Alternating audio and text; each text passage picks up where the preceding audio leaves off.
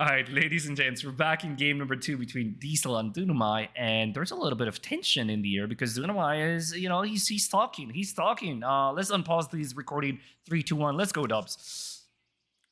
Yeah, so we have Dunamai on Germany, and we have Dsal on Russia.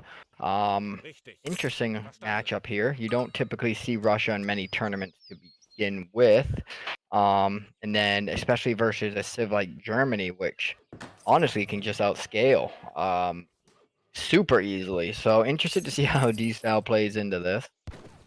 I feel like if you're gonna go Russia, you need to be extremely aggressive. Forward blockhouse, Cossacks, Strelets from the get-go, and slowly build your economy as while keeping up the pressure.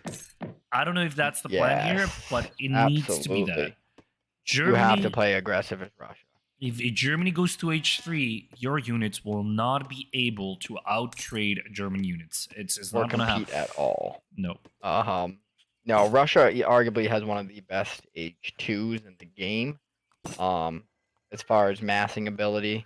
So if Dsal wants a chance to put Germany on its back foot, he's gonna have to put pressure on. And dealing with the Ulans can be a tricky thing as well for Russia. Their muskets aren't the best in the game. Correct. And their Strelets get shredded in seconds by Ulan. So we'll have to see which way Dunamai goes with this. And this is a water map now. New England has a lot of water, a lot of hunts, plenty of resources. So, there's a possibility that these players go for water, but both Germany and Russia are not civilizations that are known for their water play. So no, not at all. I've seen Germany go water in a few matchups. I saw Germany once in a tournament go water against a port, and it actually fared okay.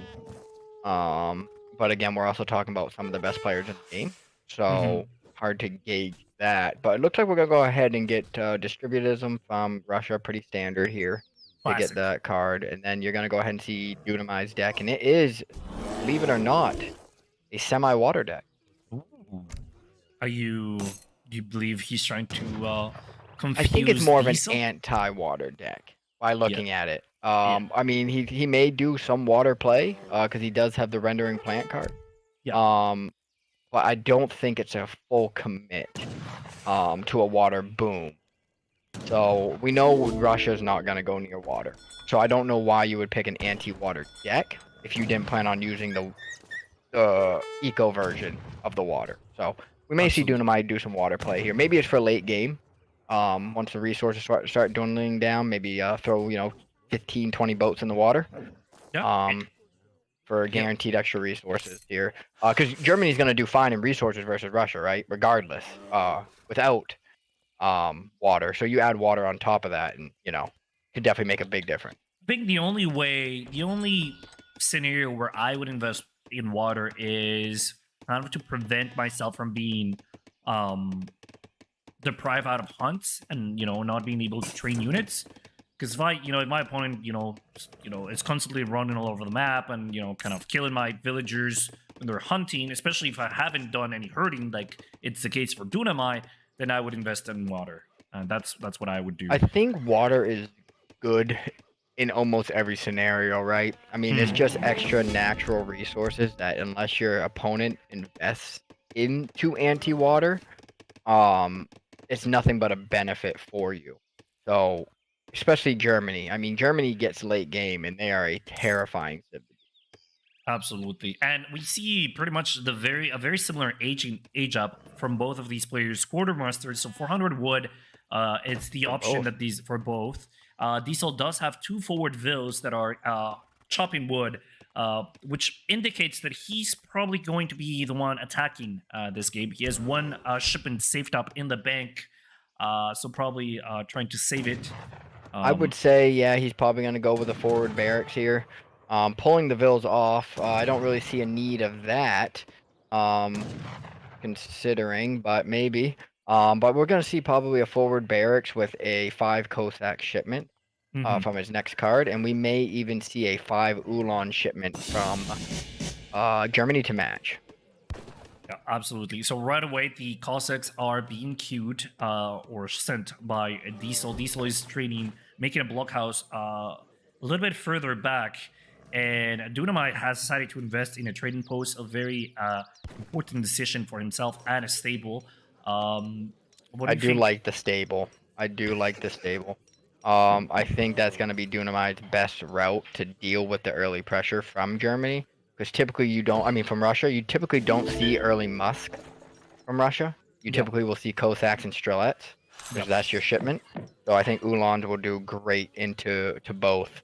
So we're going to see, we do have a barracks going down for Dsal as well. No water play yet, but we do have a settler wagon sitting on the edge of the water here. So maybe Dunamai is going to go ahead and drop a dock And, at this point, because it's just sitting there staring into the ocean, yep. looking at the view. So, oh, Oh, yeah. there it goes. There goes the dock. So we're going to be seeing some water gameplay from Dunamai, who also started by sending his 3-settler wagons. So late age up, but he did send the Very Vils. standard. Yeah. Out of Dunamai. But why are we just sitting here, Dsal, with 5 Cossacks, 3 inches from settler wagons? We should be creating some sort of problems here. We do have 2 boats queued in for Germany. Russia gonna go ahead and send the Boyers car. Extremely early What? use of a Boyars. Nice garrison coming out of Germany, prepared for the early pressure. Do have a few boats, but I'm very confused about the Boyer card. That early. Big shipments of Strelets. We got 20 Strelets on the field. But we do have 24 Ulans can clean up 20 Strelets. So he needs to be careful. And Dunamai is just being annoyed with the 2 Ulans in the back of Diesel's base. He's preventing him from gathering these second mine, and he's forcing Diesel to invest in a blockhouse early. Diesel is not training Vils. He's popped, but his military population, is not being used effectively. Oh boy, 4 Ulans on top of the 20 Strelets. Oh boy. The Cossacks are not even in the battle. Oh no. Look how fast them Strelets just drop. And it would have been faster had the bear not been in the Yeah, fight. agreed, honestly. I mean, we do have the Cossacks cleaning up some of the Ulans here, but we do have a 700 wood shipment coming out of Germany with 5 more Ulans being queued. Dsal here has no military being queued and only 15 Strelets. So we're 7 minutes and 50 seconds into the game. Not a lot of pressure. No, Diesel also has 18 Vils only, so he is a little bit behind in terms of Severely, right? in terms of economy. Yeah. Yeah, 25, but multiple of those being settler wagons. So 8 of those being settler wagons. Yeah, he's going to fall behind severely. Yeah. Look at the Ulan shipment. 9 Ulans. And Dunamai playing defensive. He's waiting for the Cossacks to overextend, and he's just waiting for this so he can catch them and delete the Cossacks before they can do anything. Cossacks down. Only Strelets now for the side of Russia. Nothing being trained. 700 gold coming in. I'm assuming he's going to go ahead and probably try to transition into some musketeers at this point. But we do have a barracks coming down for Germany. And we also have 5 boats on the water with another one in queue with the upgrade coming in Gillnets. So economy looking strong for Dune. I do gotta say that I am a big fan of the water play here. I think it was very, very effective. I think he knew it was going to be uncontested, right? Russia's not going to contest you on water. No. So I think it's a brilliant play. And it's almost like you're getting another TC early on. Like you're gonna keep queuing up those boats, one boat at a time, and it's gonna add up and it's gonna snowball. And the longer the game goes, the better it's going to be. Look at the micro now coming in for Germany here. We're gonna go ahead and get an age up from Germany, and we're getting rendering plant coming in for a shipment here. So, them boats are gonna gather at what?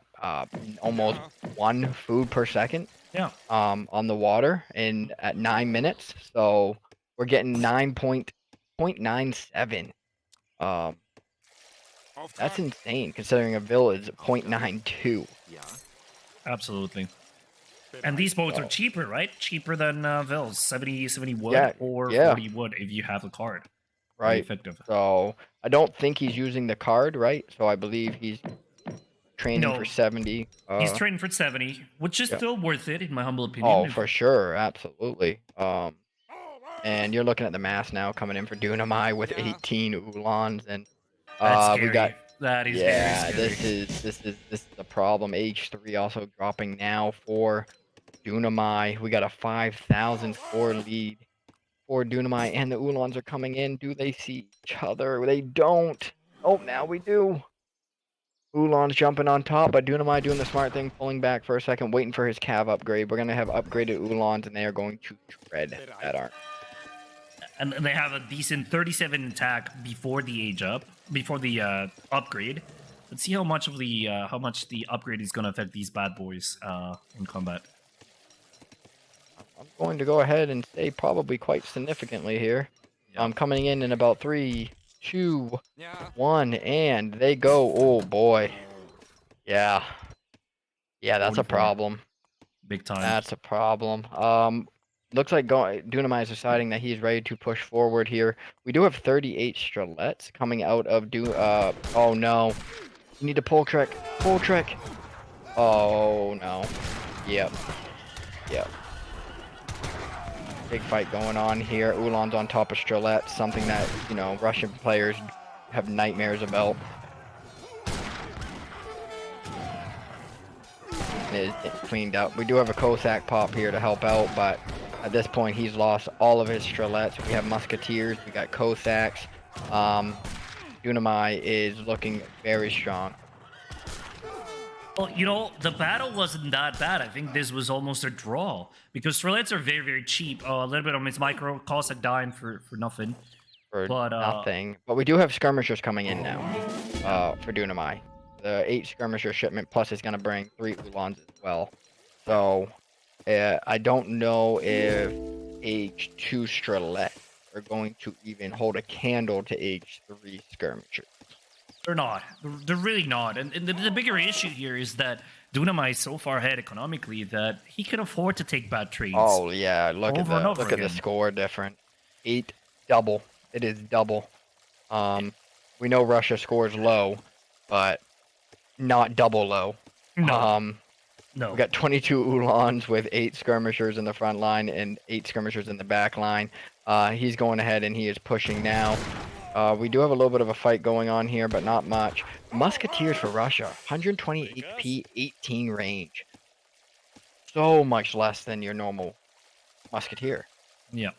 Very, very weak to cavalry. By the time, you know, they get a hit, you know, against a cavalry unit, they have taken one back, and the low HP makes it that they die very, very quickly. Yeah. It is 3 hits from an Ulan, and they're dead. Yep. And now it looks like we're going to go ahead and engage the battle here. We got Cossacks on Ulan, skirmishers in the back here, tagging up. And we also have some pikemen coming in for Dunamai.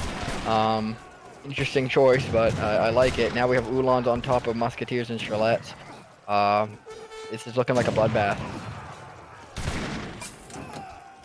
13 Ulans left for Dunamai here. It's just being cleaned up. Everything is being cleaned up. We also got another shipment of Ulans coming in. 8 more Ulans coming in for Dunamai. Yeah, I'm going to say that is all she wrote. Well played by Dunamai. I mean, Dunamai had this very aggressive. I like it. No, this was very solid. The water play by Dunamai, never seen that. Never seen that out of Germany. Makes a huge difference, right? I mean, you had 13 minutes, 50 Vils. Yeah. As Germany. He had a 20 Vil lead on Russia right off the rip. And also on top of that, we're talking almost 5,000 more resources. That's you can disgusting. afford to take bad trades when you're at 5,000. Oh yeah, you could throw all your Ulans away and still remass. So that's basically what you can afford to do when you have the economy to back it up. In terms of units made, Dsal had 114 units made. Most of these were these Strelets. for 61 of Dunamai. So most of those were obviously Ulan's. Villager Curve is just insanely good for Dunamai. And military unit population, Dsal had the army very early on, but he didn't use it until it was a little bit too late.